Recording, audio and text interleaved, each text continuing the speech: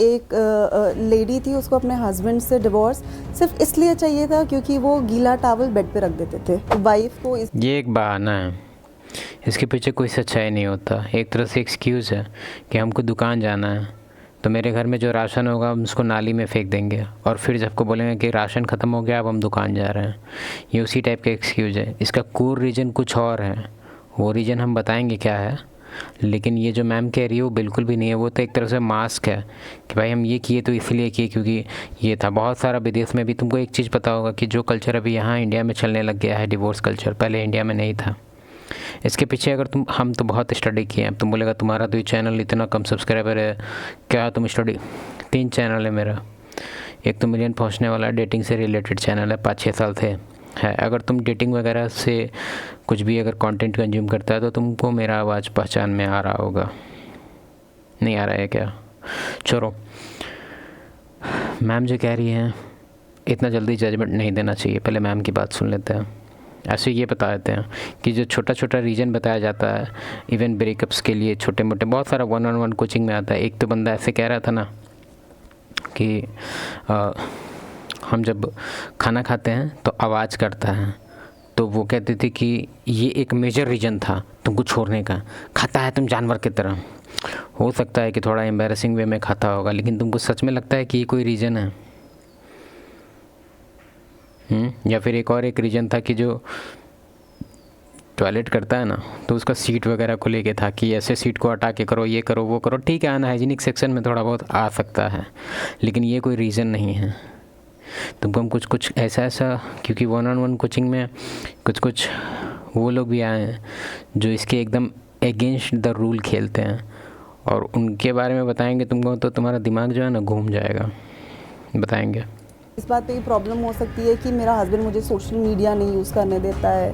किसी वाइफ को इस बात पे भी प्रॉब्लम हो सकती है कि मुझे वीकेंड्स पे घुमाने नहीं ले जाता है। कई सारे डेटा हैं जिसमें एक मैरिटल रिलेशनशिप में कुछ 60% men they also face domestic violence abuse या किसी भी तरीके का अब्यूज़। छोटी बच्ची थी, she was 5 years of age, और उसके स्टेप फादर ने उसके साथ रेप किया। मैम अगर लिव इन, ये स्टेप का कल्चर है वो एक्चुअली इंडिया में बहुत न्यू है, क्योंकि यहाँ अभी मेरे हिसाब से हमको 100% बिलीफ है कि जो तुम लोग होगा उसमें से 2-4% ही होगा जिसको जो जानता होगा कि फलना जगह स्टेप है ऐसा कुछ। क्योंकि स्टेप का यहाँ रिलेशन अभी नहीं प्रमोट हुआ है। और स्टेप का रिलेशन आता भी क्यों है पहले वही समझ लो।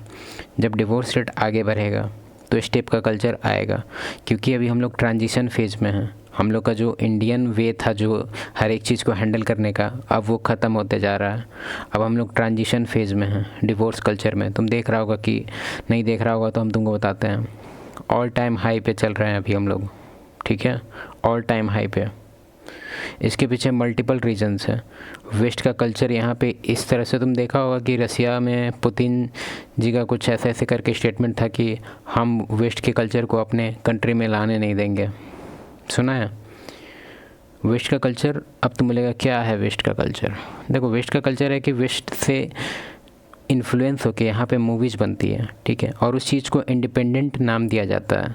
For example, if a working wife और रोटी मेकर में सेम रखा जाता है। मतलब कि जो रोटी बनाएगी, जो हाउस वाइफ रहेगी, उसको सेम किया जाता है कि छी लाइफ में कुछ की ही नहीं, किचन में बंद किचन, मतलब एक तरह से टॉन्ट किया जाता है। तो एक तरह से जो कल्चरल वे था अपना लिविंग का वो ख़त्म होते जा रहा है, और ये है एक मेजर रीज़न, ठीक है। स्टेप वगैरह का भी यही सबसे, मतलब एक तरह से एक मैपिंग बनाया जाए तो काफ़ी अच्छे से समझ में आएगा। रिलेशनशिप में लड़की है और लड़का है और उनका ब्रेकअप हो जाता है, पर लड़की ये एलिगेशन लगाती है लड़के पे कि इसने तो शादी का वादा कर रखा था मेरे से और ये मेरे को ऐसे पागल बना रहा था। ये अभी नया जो हमारा क्रिमिनल लॉ है उसमें है कि अगर आपने किसी लड़की के साथ रिलेशनशिप में आप रहे हो और आपने झूठी शादी का वादा किया है तो आप पे पीनल एक्शन हो सकता है।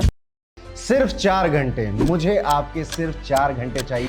और सबसे अजीब बात यह है कि क्योंकि डिवोर्स वगैरह का कल्चर बढ़ रहा है, रिलेशनशिप इशूज बढ़ रहा है वेस्ट कल्चर के प्रमोशन की वजह से, और भी मल्टीपल रीज़न है। ऐसा ही नहीं है कि वेस्ट कल्चर को ही पूरी तरह से ब्लेम दिया जा सकता है। तुम देखोगे कि ये सब टाइप का फिगर आने लग गया है। एस्ट्रो डॉग हो गया, अब ये पता नहीं कौन डॉग है, एस्ट्रो पंडित है, ये लोग बहुत बड़े स्कैमर हैं। ठीक है, अब तुम बोलेगा तुम्हारा कोई अपना एक्सपीरियंस होगा, ऐसा कोई बात नहीं है, हम कभी नहीं गए इनके पास, लेकिन हम इनके ऐड से इनको जज कर रहे हैं। और एक दो फ्रेंड है मेरा, मतलब मेरी फ्रेंड है, वो उसका अच्छा खासा इनकम है, उसका कोचिंग कॉल्स हम सुनते हैं कभी कभार ऐसे ही, तो पता चलता है कि अभी क्या चल रहा है। ठीक है, क्या आता है कोचिंग कॉल में पता है, दीदी कब होगा मेरा अनब्लॉक बेबी, मतलब। और ऐड देखा है एस्ट्रोटॉक का ऐड, देखो तुम, उसी से पता चलता है कि ये लोग एक तरह से नहीं होता है कि जहाँ पे डिस्ट्रक्शन होता है वहाँ पे अपॉर्चुनिटी भी होता है। तो यहाँ पे फैमिली डिस्ट्रक्शन हो रहा है, ठीक है, तो यहाँ पे अपॉर्चुनिटी लेके लोग भगवान का फ़ायदा लेके एकदम कि कुंडली दिखाइए आपका प्रॉब्लम सॉल्व हो जाएगा, ये सब बकवास है। ये और क्या पता इन 4 घंटों में मैं आपको सक्सेस के सही दरवाजे पे। हाँ तो भाई स्वागत है जनता का नए पॉडकास्ट में। जैसे कि रियल टॉक तमाम मैं ये जॉब करता हूँ और ये सब झूठ बोल के वो शादी कर लेते हैं और फिर बाद में शादी के बाद पता चलता है कि ऐसा तो कुछ था ही नहीं। ना वो जॉब करता है, ना ही उसका अपना घर है, ना ही कुछ ऐसे फैक्ट्रीज जो वो दिखा रहा था।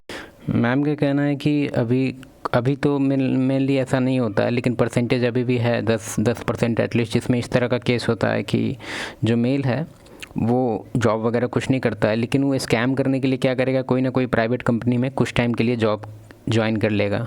अर्निंग हो या ना हो उससे मतलब नहीं है, इसको बस दिखावा के लिए कि हम वर्किंग है, और शादी वादी हो जाएगा उसके बाद फिर वो छोड़ देगा, फिर घर आके बैठेगा, रोटी तोड़ेगा। तो ये चीज़ तो है, लेकिन काफ़ी परसेंटेज कम है।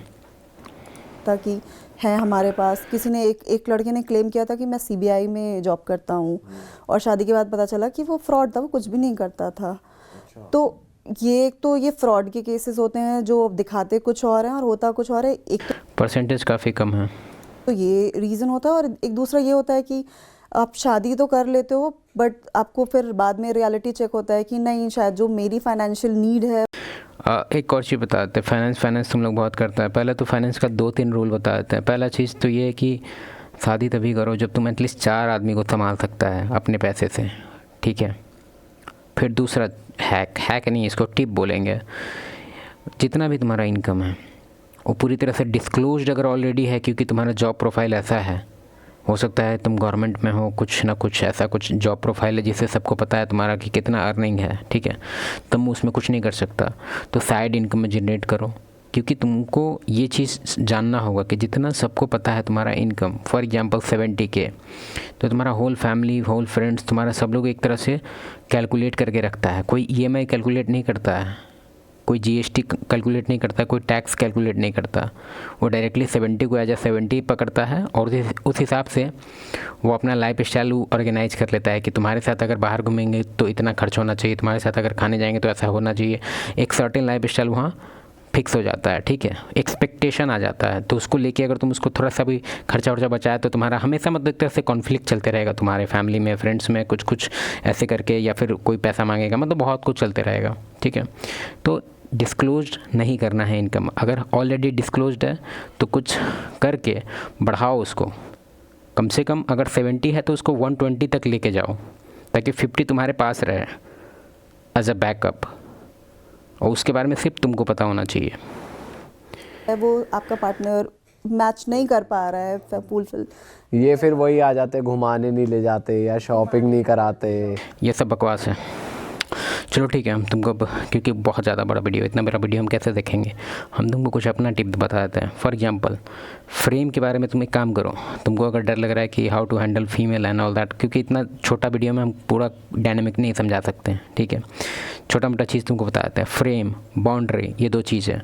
फ्रेम क्या होता है, तुम जिस स्टाइल में एक तरह से फ्रेम करता है अपने कन्वर्सेशन को, अपने बॉडी लैंग्वेज को, अपनी पोजीशन को, वो होता है फ्रेम। फॉर एग्जांपल अभी PM मोदी जी अभी यहाँ रूम में आ गए, तो अभी जिस तरह से हम कंफर्टेबल बैठे हुए हैं उसे नहीं बैठ पाएंगे, क्योंकि एक तरह से उनका एक डिफरेंट आया है, हमको पता है उनका स्टेटस क्या है, अब उस हिसाब से हम एडजस्ट करना चाहेंगे। कहने का मेरा सेंस ये है कि फ्रेम हो गया, तुम्हारा बाउंड्री हो गया, इसको लेके तुमको एटलीस्ट थोड़ा बहुत स्टडी करो कि ये सब चीज़ क्या है, बॉडी लैंग्वेज के बारे में स्टडी करो, क्योंकि तुमको जानना होगा कि फीमेल है, उसके बायोलॉजिकली वो डिपेंडेंट होने के लिए आई है अपने मेल पे, अपने मेल नहीं, सिर्फ मेल पे।